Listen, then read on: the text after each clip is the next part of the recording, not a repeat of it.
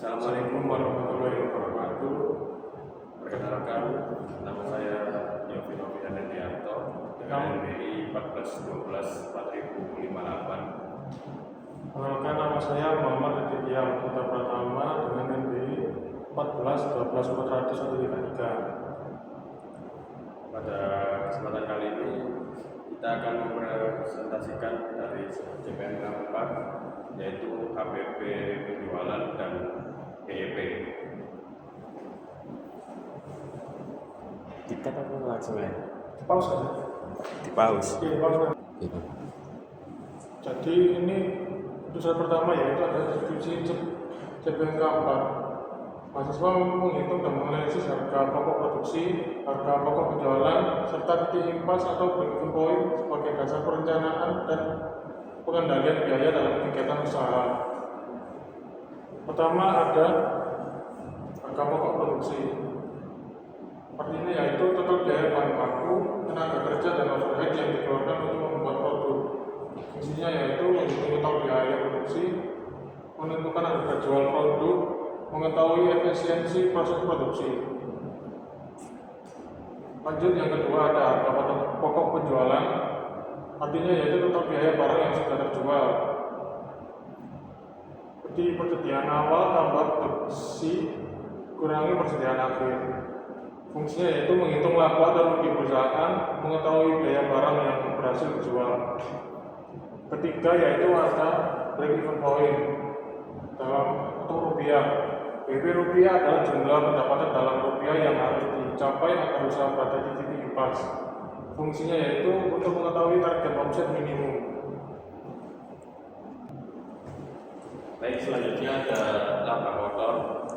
Laba kotor adalah keuntungan yang diperoleh dari hasil penjualan setelah dikurangi harga pokok. Rumusnya yaitu laba kotor penjualan dikurangi HPP penjualan. Kemudian ada harga pokok produksi per unit. HPP per unit adalah biaya produksi untuk menghasilkan satu unit produk. Di sini ada rumus sederhana yaitu HPP per unit sama dengan total HPP produksi dibagi jumlah produk. Kemudian ada BEP unit. BEP unit adalah jumlah minimal produk yang harus dijual agar usaha tidak untung dan tidak rugi. Fungsinya menentukan target penjualan minimum. Nah lanjut, jadi ini data yang diketahui.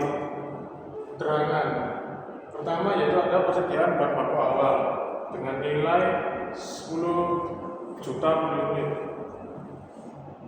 Lanjut kedua, pembelian bahan baku dengan nilai sebesar 28 juta. Ketiga, ada persediaan bahan baku akhir sebesar 8 juta. Keempat, ada persediaan barang dalam proses awal sebesar 5 juta. Kelima, ada persediaan barang dalam proses akhir yaitu sebesar 4.500.000. Keenam, ada persediaan barang jadi awal yaitu sebesar 9 juta rupiah. Lanjut, persediaan barang jadi akhir sebesar 12 juta. Lanjut lagi, unit selesai produksi sebesar 1000 unit dan unit yang terjual yaitu ada 800 unit. Harga jual produksi yaitu 170.000 rupiah. Lanjut, komponen biaya produksi. Bahan baku produksi langsung terpakai. Pertama, ada persediaan BP awal yaitu sebesar 10 juta. Ditambah pembelian BP yaitu sebesar 28 juta. Jadi sama dengan BP tersedia sebesar 38 juta. Lalu ada pengurangan persediaan BP akhir yaitu sebesar 88 juta dan BP langsung terpakai jadi totalnya 30 juta rupiah. Lanjut ada overhead pabrik. Pertama ada bahan penolong yaitu sebesar 3.500.000 rupiah. Lanjut ada listrik pabrik sebesar 4.500.000. Lanjut lagi ada penyusutan mesin sebesar 1.750.000. Lanjut gaji supervisor yaitu sebesar 5 juta rupiah. Lanjut ada sewa pabrik yaitu sebesar 6 juta. Dan lanjut lagi pemeliharaan mesin sebesar 2.250.000 rupiah. Jadi untuk total overhead pabrik yaitu sebesar 23 juta rupiah. Dan untuk tenaga kerja langsung totalnya adalah 18 juta rupiah. Kemudian di sini ada laporan harga pokok produksi. Bahan baku langsung terpakai yaitu 30 juta, ada tenaga kerja langsung 18 juta, overhead pabriknya totalnya 23 juta, total biaya produksi 71 juta, ditambah bahan persediaan awal 5 juta, kemudian dikurangi BTP akhirnya 4.500.000. Total dari harga pokok produksinya yaitu 71.500.000. Kemudian untuk HPP per unitnya kita jumlah dari total HPP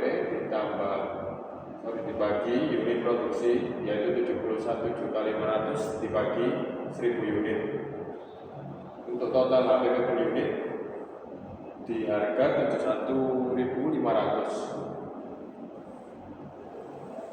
Kemudian ada harga pokok penjualan dan laba kotor. Untuk harga pokok penjualan di sini meliputi persediaan barang jadi awal yaitu 9 juta, ditambah harga pokok produksi 71.500.000. Kemudian barang tersedia untuk dijual 80.500.000 dikurangi persediaan BJ akhir. Jadi total pokok penjualan yaitu 68.500.000. Kemudian di sini ada laba kotor yaitu meliputi penjualan 800 unit dikali per unitnya 170.000. Jadi totalnya 136 juta. Dikurangi harga pokok penjualan 68.500.000. Hasilnya 67.500.000.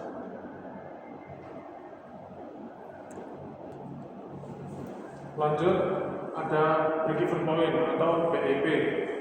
Biaya tetap dan jumlahnya ada penyusutan mesin itu yaitu sebesar 1.750.000 dan gaji supervisor itu sebesar 5 juta, sewa pabrik sebesar 6 juta. Jadi ini total biaya tetapnya yaitu 12.750.000. Contribution margin per unit.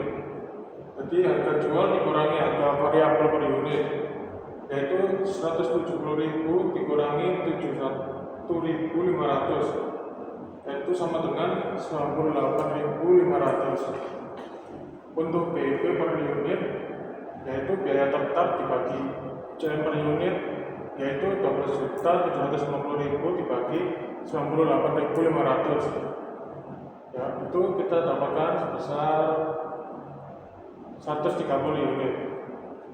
Untuk BEP dalam rupiah yaitu BEP per BEP unit dikali harga jual yaitu 130 dikali 170.000 rupiah, jadi hasilnya 22.576.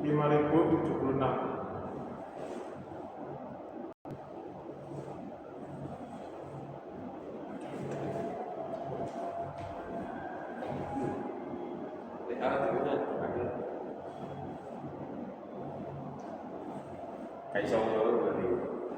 Bisa nggak sih? Nah ini loh. Kayaknya terus deh.